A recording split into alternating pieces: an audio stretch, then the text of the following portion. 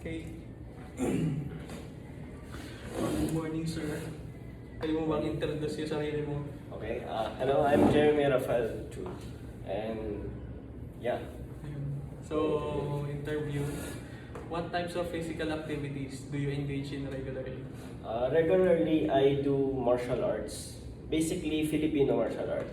So, every day, tinatry kong exercise with this type of activity, yeah. So, what Arts. motivates you to stay physically active? What motivates me? I think what motivates me is Health.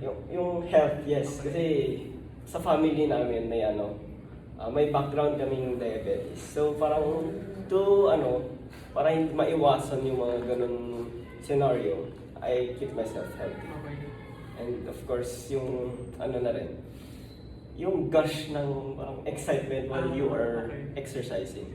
Okay, yes, yes. So, what are some challenges you face in maintaining your physical activity routine? Siguro yung challenges na meron ako is yung time. Which is tama. yun nga, we are in school Oo. and we are doing some stuff. So sometimes na walang time mag-exercise and need to do yung mga schoolworks. Okay.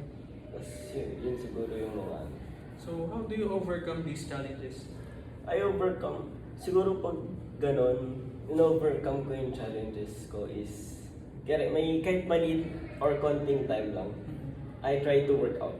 Push-ups, sit-ups, Kahit hindi yung squat. mismong martial arts. Okay, So, basta maging active basta lang. lang, basta dapat today, kahit konting exercise mo, hindi pwedeng wala. Oo. Parang hindi kompleto yung araw mo. Naging siya routine na. Parang routine na, parang hindi kompleto araw mo pag walang exercise. So, parang ganun. Okay. So, what strategies do you use to stay consistent with your workouts? Like what I said earlier, yun. Yung mahanap talaga ako ng kahit konting time lang para mag-exercise. So, what specific benefits have you noticed from your physical activities? Notices. Actually, yung appearance ko.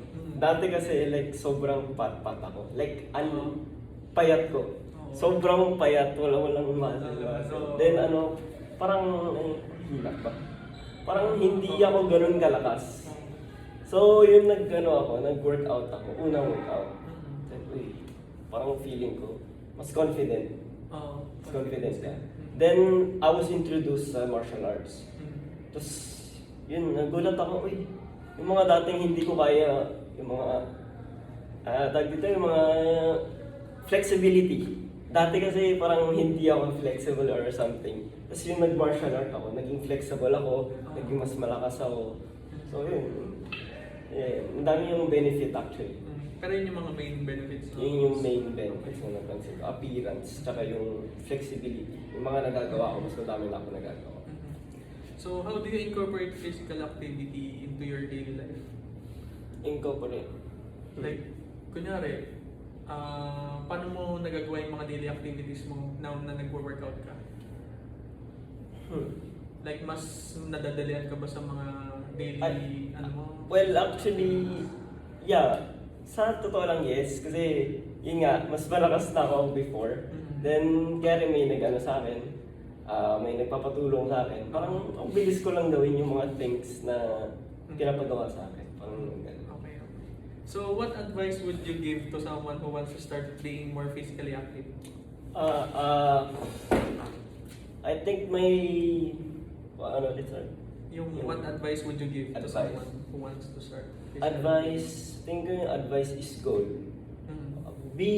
Parang focus on your goal. Look at your goal. Ano ba yung mo? Goal mo. Bakit mo ba gusto gawin to?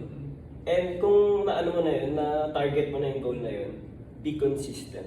Kasi kung hindi ka consistent, sayang yung pagod na nag-focus ka pa dun, tapos di mo naman itutuloy. So, kahit konting time, like what I said earlier, kahit konting time, nagbigay ka para lang para lalo ka ma-motivate and maengganyo ka mag-workout. Yeah. So, yun lang. Thank you.